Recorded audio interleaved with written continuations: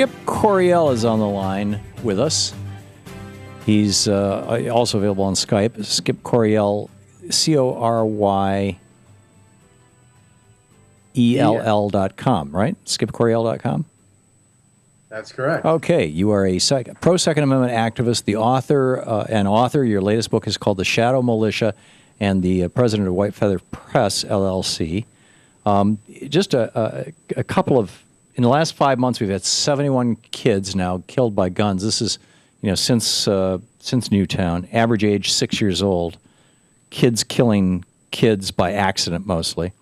Meanwhile, Missouri has passed a bill, and Texas. Actually, I think we're up to now 3 states that have basically said federal laws don't stand, federal gun laws don't stand in our state, which is, as I recall, something, not this specific issue, but it was around the issue of slavery. But the southern states were talking about this in 1850, well, starting in the 1830s, actually, with the very, very aggressive activities of President John Quincy Adams, who then, after he left the presidency, ran for the House of Representatives just so he could take on the slavery issue.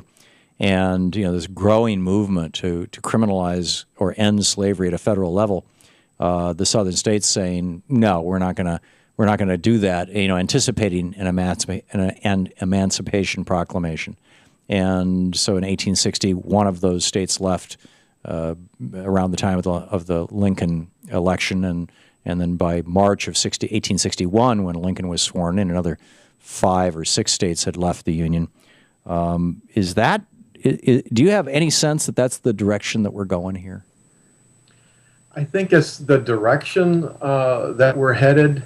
It's by no means inevitable. I certainly don't want that to happen.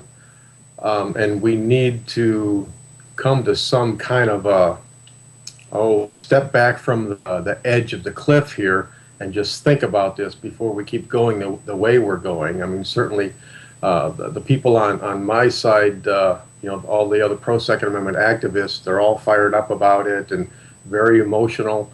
And probably the people on your side of the aisle as well, in the opposite. But well, I'm not opposed to guns. I'm a sports shooter myself. And to the best of my knowledge, the only piece of legislation that the Obama administration has put forward is to close the gun show loophole, and that increased the penalty to anyone who tries to create a federal registry from 5 years, which is what it is right now, 5 years in prison if you try to create a federal registry, to 15 years.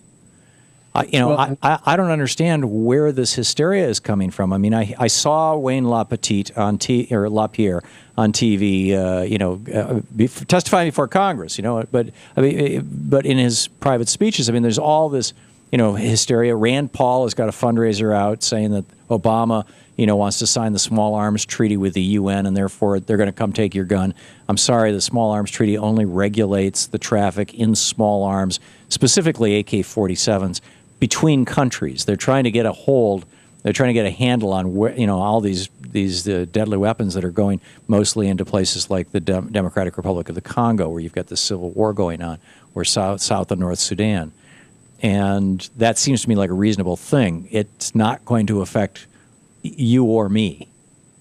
And am I missing something? I mean, I'm seeing a lot of light. I'm not feeling a lot of heat. I mean, it seems like there's a lot of people yelling and screaming here, but there's no there. Well, I think what you're missing is you don't really have a good window into the kind of people who are in the Second Amendment movement. The really charged up people. You're talking about southern states, western states. They take it very seriously, and they have a very, very healthy distrust for the federal government. But Obama has expanded gun rights. He said you can take a gun into a national park now. He said you can take a gun on Amtrak now. I mean, he's actually expanded the number of places where you can carry a gun, not contracted it.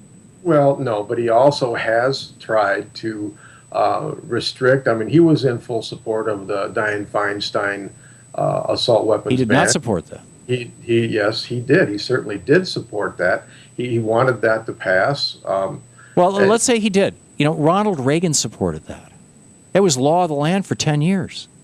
Ronald Reagan was not a perfect man. I do not support an assault weapons ban.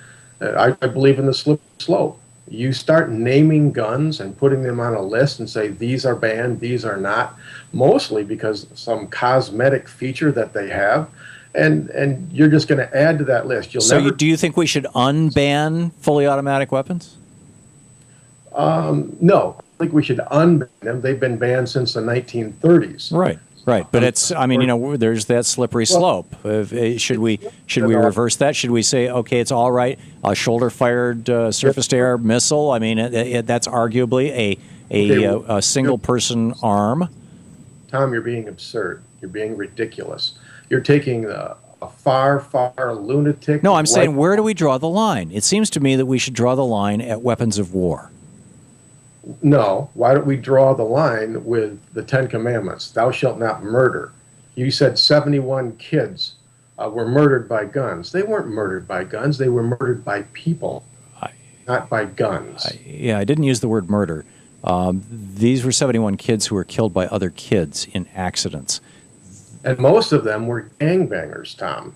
No, actually, most of them were. The majority of these kids who are killed by these guns are not gangbangers. They are white rural kids. They're way wrong. You're off base. No, I'm serious. Go back and look at the statistics. Look at the names. Look at the pictures. There's no secret here. I mean, this stuff. Every day there's a new one and most of them are suburban white kids or rural white kids. Tom, I listened to you do the news right before I came on. That was the most biased, hate-filled news segment that I've ever heard. Okay, well, that's we can discuss my newscast, if you want, but I thought we were talking about guns here. I mean, just be civil about it. I said, when I started out, I said we should step back and put some sanity into this. I agree. The brink. So how do we do that? Well, for one thing, we have to stop talking about more gun control laws. Or what we need to be talking about is something that we can agree on, like the mental health issue. I mean, all these, Sandy Hook, all of the shootings that we're having. I mean, guns aren't jumping up and running around killing people. They're being wielded by crazy people. We have a terrible problem in our mental health system. Okay, so why then would 40 some odd senators vote against a piece of legislation that says that if you buy a gun at a gun show, before you buy that gun, somebody's got to make sure that you don't have a history of violent mental health issues? I think it's because they're afraid of their constituents. And like you said earlier, there's a lot of people out there who are panicking and they're running scared. And so these... but I think they're being panicked by people who are trying to profit from it. That's possible, but I think they're also being panicked by politicians as well. Who? The White House, when he issued those 23 executive orders, that panicked people when the Department of Homeland Security bought up the option for 1.6 billion rounds of... It turns out that was absolutely routine. I mean, even the Republicans, when James Inhofe brought that up on the Senate floor, he's now walked that back. He's like, yeah, okay, this is just the government. They do this every year. They buy in bulk to get a better price. Well, they never bought this much. People are scared. People are... Well, we've never had this many federal officers. All these guys who are working in the airports, that all used to be private security. Well, we have a lot. Okay, Skip, we've got to wrap it up, and your audio is starting to break up, so my apologies for that. Skip Coryell, SkipCoryell.com, his website. Hang on. This is the Thom Hartmann Program. Skip is a pro-Second Amendment activist and author. His latest book is The Shadow Militia. Thanks, Skip, for being with us today. Thank you, Tom. You have a good day. You too.